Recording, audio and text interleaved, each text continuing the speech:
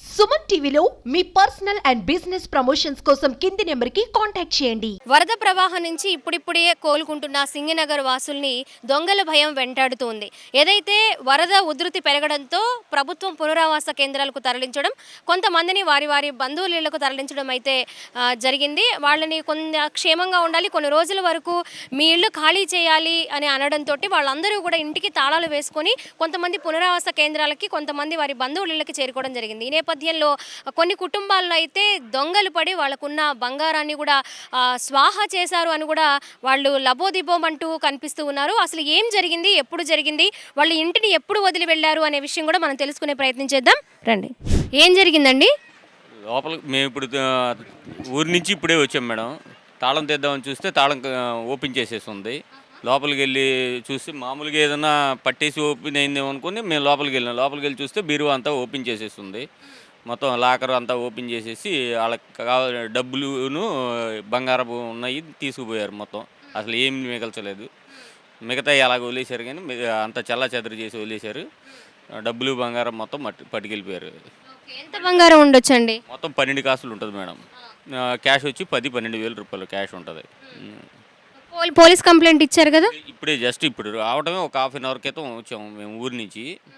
మా అమ్మాయి గారి ఊరు వెళ్ళాం గుడివాడ. అక్కడి నుంచి ఇప్పుడు వచ్చాము. రెండోసారి మళ్ళీ ఫ్లడ్ వస్తుందంటే వెళ్ళాము. ముందు ఫ్లడ్ వచ్చినప్పుడు వెళ్ళలేదు.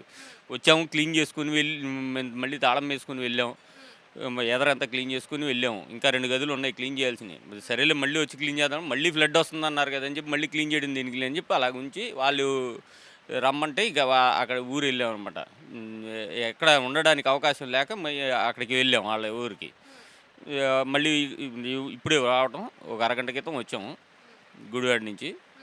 వచ్చేటప్పుడు చూస్తే ఇది పరిస్థితి. అదే మీరు కిరాణా షాప్ అండి? ఇంట్లోనే కిరాణా షాప్ మేడం.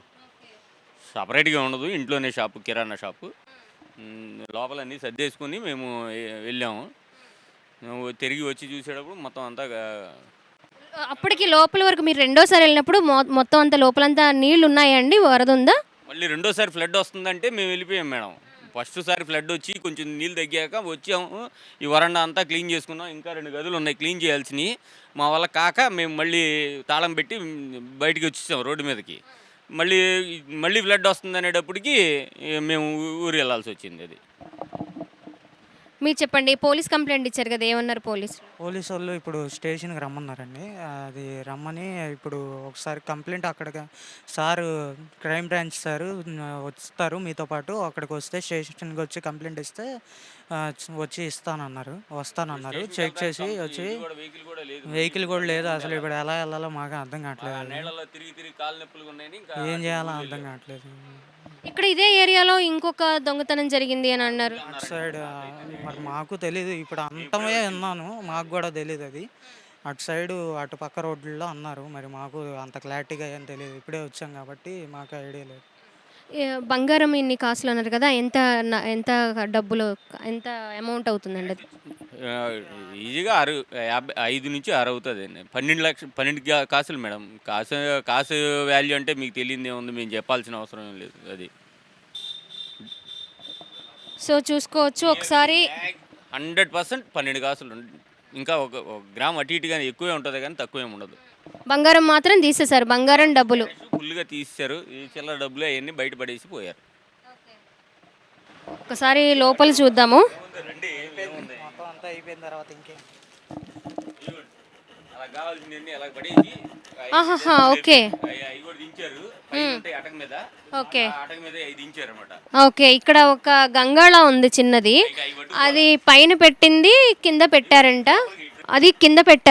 కింద పెట్టేసి ఇక్కడ అంటే క్యాష్ అలాగే బంగారం తీసుకుపోయి మిగిలిన చిల్లరంతా కూడా అలా పడేసి వెళ్ళారు. సో మనం కొంచెం ఎక్కువగా టచ్ చేయకుండా ఉంటేనే మంచిది, ఎందుకంటే పోలీసులు కూడా వస్తున్నారు కాబట్టి వాళ్ళు కూడా ఒక్కసారి చెక్ చేసుకుంటే వాళ్ళకి అర్థమవుతుంది. కాబట్టి మనం ఎక్కువగా వాటిని టచ్ చేయకుండా ఉండడమే మంచిది. లోపల చూద్దాం.